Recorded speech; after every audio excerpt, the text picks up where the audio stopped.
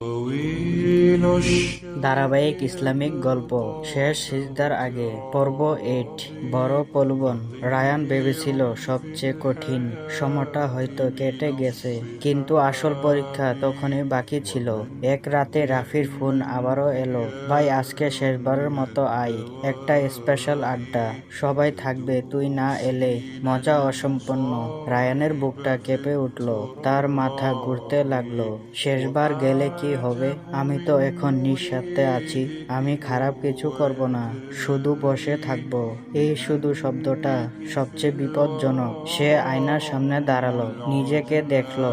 এই কি সেই রায়হান যে হাসপাতালে দাঁড়িয়ে কেঁদেছিল, যে মায়ের দোয়া শুনে বদলাতে চেয়েছিল?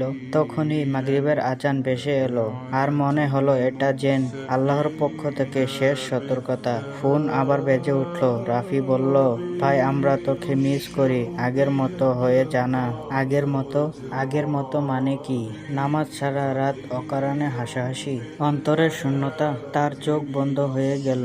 সে মনে মনে বলল, হে আল্লাহ, আমি দুর্বল হয়ে গেছি, কিন্তু আমি তোমাকে হারাতে চাই না। কয়েক মুহূর্ত নীরব থাকার পর সে ফোনে বলল, দোস্ত, আমি এখন অন্যরকম হতে চাই, তোরা খারাপ ভাবিস না। ফোনের ওই পাশে কিছুক্ষণ চুপচাপ, তারপর লাইন কেটে গেল। রায়হানের বুক ভারী হয়ে গেল। কিছু সম্পর্ক হয়তো দূরে চলে গেল আজ, কিন্তু সেই রাতেই এশার নামাজে সিজদায় গিয়ে সে এক অদ্ভুত শান্তি অনুভব করলো, যে শান্তি আড্ডা কখনো পায়নি। সে বুঝলো প্রলোভন যত বড়, পুরস্কারও তত বড়। কিন্তু সামনে যে ঘটনা ঘটতে যাচ্ছে তা তাকে আবারও কাঁপিয়ে দেবে। রায়হান কি সত্যি বদলে যাবে, নাকি আবারও বলবে পরে করব? জানতে হলে অপেক্ষা করো পরবর্তী পর্বের জন্য। পর্ব 9 খুব শীঘ্রই আসতেছে। দেখতে হলে চোখ রাখো নূর স্টোরিজ চ্যানেলে।